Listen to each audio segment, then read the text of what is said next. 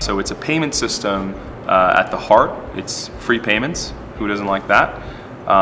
But it's using a form factor in gold that over time, if history repeats itself, and we're talking about 6,000 years of history here, should significantly and markedly empower your life. It's a market sort of reaction, a market approach to reintroducing what's known as a commodity money.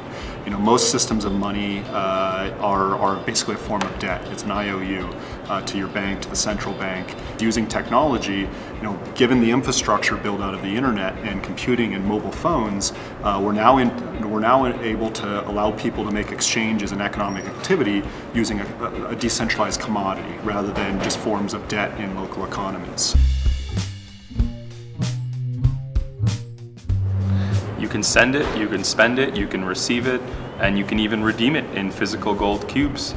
So it's essentially a platform that lets you use gold in ways that haven't been possible for the last 40 or 50 years, since gold used to back all money. But we're looking to reintroduce, you know, on this massive internet structure that exists, this interconnected world of people, gold as a form factor for payments and for savings. What we're doing is introducing basically a spendable gold. It's something you don't have to time. Just over time, it's outperforming and holding value, measuring things of value, and you're able to, you know, buy a coffee with a debit card, you know, based on that gold.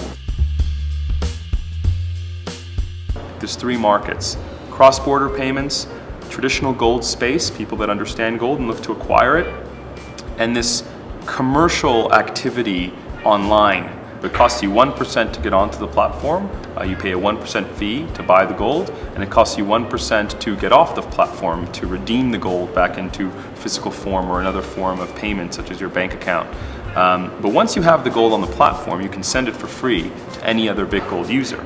And so if you're used to going to Western Union and sending money and paying a 10% fee or a 7% fee, you can now circumvent that and pay gold directly to your family or loved ones anywhere they reside, as long as they have internet connection, for free.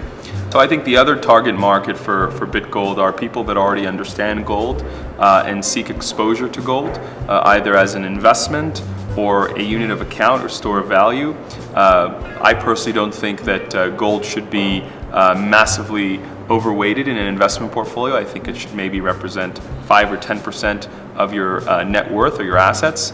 But I do believe that as you go down the socioeconomic ladder, as you have less money, gold should have a larger weighting in your portfolio before you have access to things like stocks and bonds and real estate, when your savings constitute of just cash, either sitting in your house or in a checking account. You know, there's still more of the population that fundamentally understands gold as a natural asset than understands, you know, systems of debt and financial systems, you know, currently unbanked. The internet is democratizing access to everything.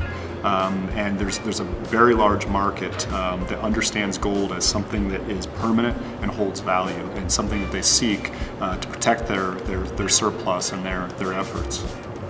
The other market that I think is really interesting for BitGold is if you're already online and engaging in commerce, whether you're a freelancer, whether you work on Elance or Odesk, and you're used to using something like PayPal, BitGold's an interesting alternative because it allows you to send an invoice for your labor to someone else, anyone else in the world. That person can then pay that invoice with traditional payment systems such as a credit card, a Visa, a MasterCard, a wire transfer, but then you receive gold. You receive gold grams, kilograms, or tons, depending on how successful you are.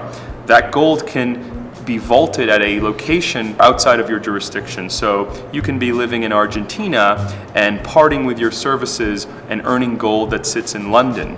And why that's so important is it helps you achieve upward mobility, and you're no longer exposed to those localized issues that are exogenous to your personal journey to succeed. What we're looking to do is equalize the playing field.